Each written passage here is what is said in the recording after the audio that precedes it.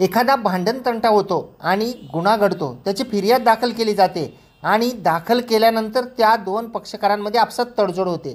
तर अशी कोणती तडजोड आहे जी न्यायालयामध्ये करता येत नाही आणि जर तडजोड करावायची असेल तर ती कोणत्या पद्धतीने करता येते हे आपण आजच्या व्हिडिओमध्ये जाणून घेणार आहोत। नमस्कार, मी आपला वकील मित्र ॲडव्होकेट कैलास नाईक।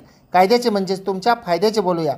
जे दखलपात्र गुन्हे असतात आणि ज्याची फिर्याद, ज्याला आपण इंग्रजीमध्ये FIR म्हणतो, फर्स्ट इन्फॉर्मेशन रिपोर्ट, ही पोलीस स्टेशनला नोंदवली जाते किंवा जे गुन्हे हे दखलपात्र असतात त्या गुन्ह्याच्या अनुषंगाने फिर्याद दाखल केल्यानंतर त्याचा तपास करून न्यायालयामध्ये चार्जशीट पाठवल्यानंतर जेव्हा केस न्यायालयामध्ये उभी राहते, ज्याला आपण चौकशीसाठी नेमण्यात येते असं म्हणतो, तर त्या परिस्थितीमध्ये सुद्धा फिर्यादी व आरोपी हे तडजोड करू शकतात। परंतु दखलपात्र गुन्ह्यांच्या बाबतीमध्ये अगोदर आरोपीच्या विरुद्ध चार्ज ठेवला जातो, म्हणजे आरोपीला गुन्हा कबूल आहे किंवा नाही हे विचारले जाते। आरोपीने गुन्हा कबूल नाही असे म्हटल्यानंतर सरकार पक्षाच्या साक्षीदारांना साक्षीसाठी समन्स काढले जाते। जेव्हा फिर्यादी व त्यांचे साक्षीदार आरोपी यांच्यामध्ये आपसात तडजोड झालेली असते, तर दखलपात्र गुन्ह्यांच्या बाबतीमध्ये आरोपी व फिर्यादी दोघे एकत्रित अर्ज देऊन माननीय न्यायालयाला तडजोड झाली असे सांगून ती केस निकाली करू शकत नाहीत। जर का दोघांमध्ये तडजोड झालेली असेल तर त्या फिर्यादीला आणि साक्षीदारांना साक्षीच्या पिंजऱ्यामध्ये जाऊन फितूर व्हावे लागेल, म्हणजेच त्या घटनेबद्दल विरुद्ध जो आहे तो पुरावा द्यावा लागेल। म्हणजे अशा प्रकारची घटना घडली नाही अशा प्रकारचा पुरावा हा त्या फिर्यादीला आणि साक्षीदारांना द्यावा लागतो।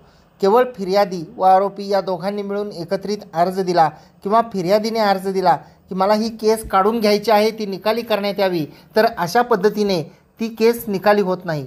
कारण कुठल्याही गुन्ह्याची फिर्याद दाखल झाल्यानंतर त्या केसमध्ये फिर्यादी हे सरकार होतात आणि ज्यांनी फिर्याद दाखल केलेली असते, म्हणजे ज्यांच्या बाबतीमध्ये गुन्हा घडलेला असतो, तर ते मूळ फिर्यादी होतात। म्हणून केसचे मालक हे सरकार असतात आणि त्यामुळं मूळ फिर्यादीला दखलपात्र गुन्ह्यांच्या बाबतीमध्ये साक्षीच्या पिंजऱ्यामध्ये जाऊन जबाब द्यावा लागेल। तो जबाब हा त्यांच्या अगोदरच्या जबाबाच्या विसंगत असा जबाब द्यावा लागेल।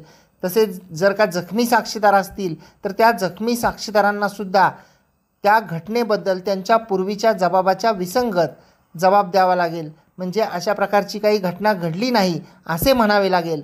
तर त्या पद्धतीने पुरावा आल्यानंतर त्याच्या आधारे माननीय न्यायालय हे आरोपीला निर्दोष मुक्त करू शकतात। परंतु केवळ दोघांनी आमची तडजोड झालेली आहे आणि केस निकाली करावी असे म्हणून अर्ज दिला किंवा माननीय न्यायालयामध्ये असे म्हटले तर ती केस जी आहे ती निकाली होऊ शकत नाही।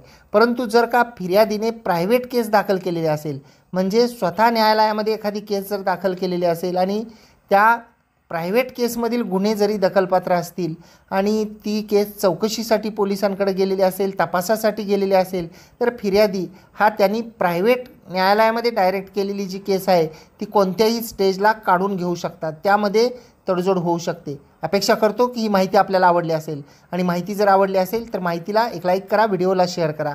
आपण जर कोर्ट कचेरीच्या यूट्यूब चॅनलवर हा व्हिडिओ पाहत असाल आणि अद्याप आपण सबस्क्राईब केलेलं नसेल तर सबस्क्राईब जरूर करा, बाजूचं बेल आयकॉनचं बटन दाबा आणि या व्हिडिओच्या खाली आपल्याला कलरचं जर का हाईप नावाचं बटन दिसलं तर त्यालाही क्लिक करा। त्यासाठी कोणतेही पैसे लागत नाहीत आणि आपण ते बटन क्लिक केल्यानंतर व्हिडिओ जास्तीत जास्त लोकांपर्यंत पोहोचतो। आपण जर व्हिडिओ फेसबुक आणि इंस्टाग्रामवर पाहत असाल आणि अद्याप जर का आपण फॉलो केलेलं नसेल तर फॉलो जरूर करा आणि त्या ठिकाणी सुद्धा व्हिडिओला लाईक आणि शेअर करा।